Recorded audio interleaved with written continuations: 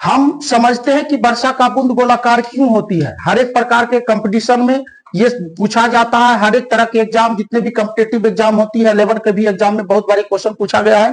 तो इसको समझना एकदम प्रैक्टिकली। देखिए इसकी आकृति कैसा है, इसका जो देखने में आकृति कैसा है, ये ठोस अवस्था में है, लेकिन वर्षा का जो बूंद होती है वह पानी है और द्रव अवस्था में। और हम लोग अब देखते हैं कि यह द्रव अवस्था में आने के बाद कैसा रूप धारण करती है।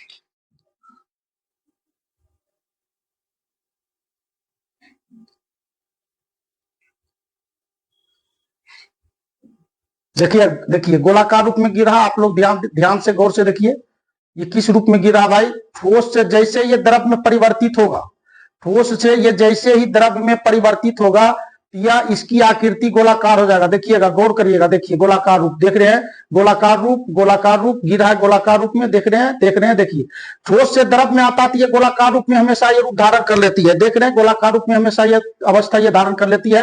ये प्रयोग घर पर नहीं करिएगा आप लोग, है ना, समझा देते हैं। देखिएगा किस रूप में, ये द्रव रूप में। देखिए द्रव रूप में आने के बाद ये गोलाकार अवस्था में आ जाती है ना। अब इसको हम लोग समझते हैं अच्छे तरह से और वर्षे के बूंद को भी गिरा कर करके देखते हैं। देख रहे हैं ये द्रव अवस्था में आती है ठोस से, ये गोलाकार रूप में। अब इसको हम लोग अच्छे तरीके से समझते हैं। अब द्रव को लेते हैं, इसको देखते हैं भाई ये कौन रूप धारण करती है। देखिएगा गोलाकार, आप लोग ये गौर कर रहे होंगे। देखिएगा गोलाकार रूप में गिरा, गोलाकार रूप में गिरा भाई। देखिए गोलाकार रूप में गिरा है, तो इसका क्या कारण है, इसको समझना है। तो देखिएगा यदि पृथ्वी पर जितने भी आकृतियां हो, हम भिन्न भिन्न आकृति, कोई भी जितने भी पृथ्वी पर आकृति हो, सभी आकृति का सबसे छोटा रूप गोला होता है।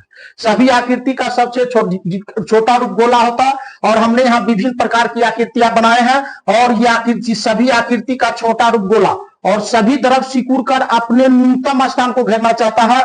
कोई भी स्थान में यदि द्रव रहा तो सिकुड़ कर उसका छोटा रूप क्या होता है भाई, गोला होता है।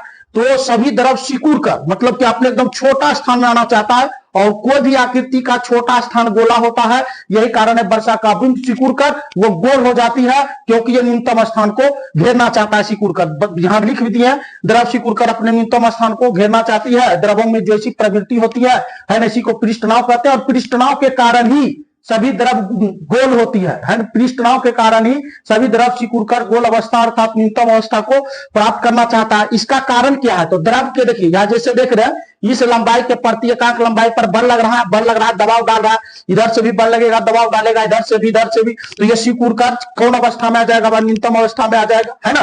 तो कहने का पृष्ठनाव के कारण ही वर्षा का बूंद क्या होता है, गोलाकार होता है। द्रव के प्रति एकांक लंबाई पर लगने वाले बल को हम लोग पृष्ठनाव कहते हैं। Thank you.